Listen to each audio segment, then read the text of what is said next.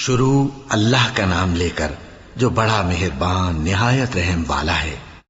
تو طالوت کی فوج نے اللہ کے حکم سے ان کو شکست دے دی، اور داؤد نے جالوت کو قتل کر ڈالا، اور اللہ نے ان کو بادشاہی اور دانائی بخشی اور جو کچھ چاہا سکھایا۔ اور اگر اللہ لوگوں کو ایک دوسرے پر چڑھائی اور حملہ کرنے سے نہ ہٹاتا رہتا تو کرۂ ارض تباہ ہو جاتا، لیکن اللہ اہل عالم پر بڑا مہربان ہے۔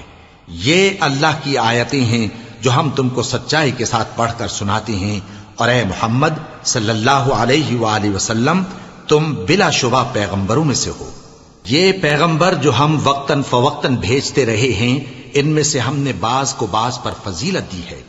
بعض ایسے ہیں جن سے اللہ نے گفتگو کی، اور بعض کے دوسرے امور میں مرتبے بلند کیے، اور عیسیٰ ابن مریم کو ہم نے کھلی ہوئی نشانیاں عطا کی اور روح القدس سے ان کو مدد دی۔ اور اگر اللہ چاہتا تو ان سے پچھلے لوگ اپنے پاس کھلی نشانیاں آنے کے بعد آپس میں نہ لڑتے، لیکن انہوں نے اختلاف کیا تو ان میں سے بعض تو ایمان لے آئے اور بعض کافر ہی رہے۔ اور اگر اللہ چاہتا تو یہ لوگ باہم جنگ و قتال نہ کرتے، لیکن اللہ جو چاہتا ہے کرتا ہے۔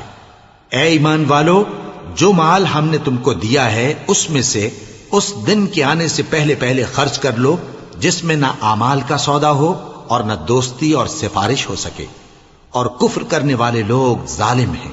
اللہ وہ معبود برحق ہے کہ اس کے سوا کوئی عبادت کے لائق نہیں، زندہ ہے، سب کو تھامنے والا، اسے نہ اونگ آتی ہے نہ نیند۔ جو کچھ آسمانوں میں اور جو کچھ زمین میں ہے سب اسی کا ہے۔ کون ہے کہ اس کی اجازت کے بغیر اس سے کسی کی سفارش کر سکے؟ جو کچھ لوگوں کے روبرو ہو رہا ہے اور جو کچھ ان کے پیچھے ہو چکا ہے اسے سب معلوم ہے، اور لوگ اس کی معلومات میں سے کسی چیز پر دسترس حاصل نہیں کر سکتے۔ ہاں، جس قدر وہ چاہتا ہے اسی قدر معلوم کرا دیتا ہے۔